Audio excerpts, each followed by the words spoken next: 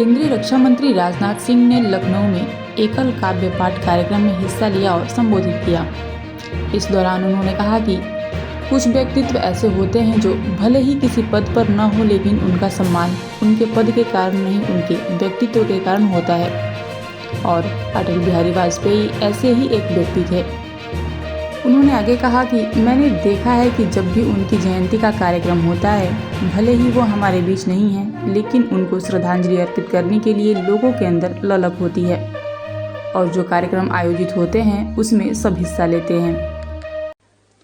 लेकिन कुछ ऐसे व्यक्तित्व होते हैं कि भले ही वह किसी पद पर न हो, उनका सम्मान उनके पद के कारण नहीं होता है, बल्कि उनके कृतियों के कारण होता है, उनके व्यक्तित्व के कारण होता है।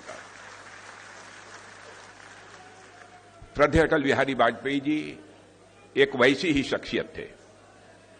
जैसे आप सभी यहां पर पढ़े लिखे लोग बैठे हैं, आप जानते हैं 111 तीनों एक एक एक हैं, लेकिन पहले का जो एक है उसकी वैल्यू 100 है, 20 का जो एक है उसकी वैल्यू 10 है और अंतिम में जो एक है उसकी वैल्यू 1 है। लेकिन कौन कहां पर बैठा है इस कारण उसका मूल्यांकन होता है, लेकिन यह चीज श्रद्धेय अटल बिहारी वाजपेयी जी पर लागू नहीं होती है। एक ऐसा अद्भुत उनका व्यक्तित्व था।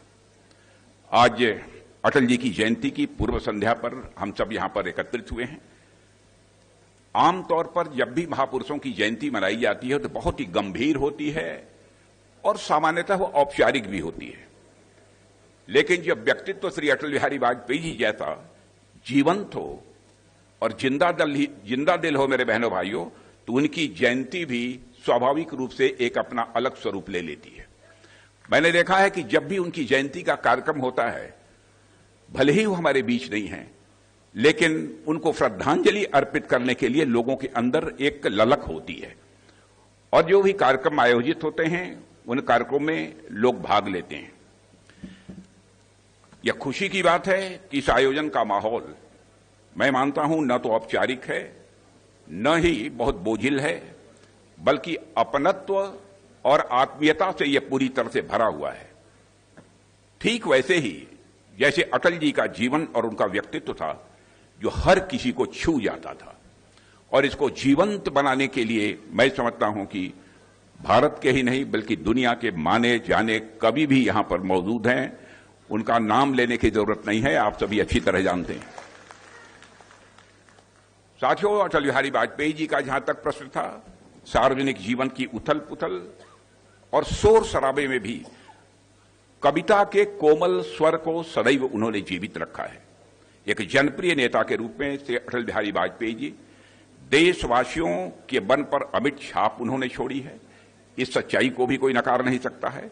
लेकिन उतनी ही गहराई से उन्होंने अपनी कविता के माध्यम से लोगों के दिलों को जीतने में भी उन्होंने कामयाबी हासिल की है। हम सभी इसे स्वीकार करते हैं। और जिन दिनों अटल जी 10वीं कक्षा में पढ़ते थे, शायद आपको जानकारी होगी कुछ लोगों को, उन्होंने अपनी लोकप्रिय कविता जो पहली लिखी थी, हिंदू तन मन हिंदू जीवन रग रग हिंदू मेरा परिचय, यह कविता उन्होंने लिखी थी। और 10वीं कक्षा में पढ़ने वाले छात्र की उम्र ही क्या होती है, लेकिन उस समय इस कविता को सुनकर बहुत सारे बड़े बड़े दिग्गजों ने, विद्वानों ने कहा कि यह व्यक्ति सामान्य व्यक्ति नहीं है, बल्कि यह व्यक्ति भारत का भविष्य है। अटल बिहारी वाजपेयी जी के बारे में उस समय ही लोगों ने कहा था। सन 1942 में कालीचरण कॉलेज के ओटीसी में कैंप लगा था और उस समय राष्ट्रीय स्वयंसेवक संघ के सरपंच संघ चालक गुरुजी उसमें मौजूद थे। जब उनके सामने उन्होंने यह कविता पढ़ी तो पूरा का पूरा सभागार ही तालियों की गड़गड़ाहट से गूंज उठा था। साथियों, अटल जी से मैं समझता हूं कि लखनऊ के लोग विशेष रूप से, जो कम आयु के लोग हैं उनके बारे में तो नहीं कह सकता, लेकिन बड़ी आयु के लोग हैं, अधिकांश लोग किसी न किसी प्रकार, किसी न किसी रूप में अटल जी के संपर्क में आए हैं। अटल जी की यह बात हम कभी नहीं भूलते।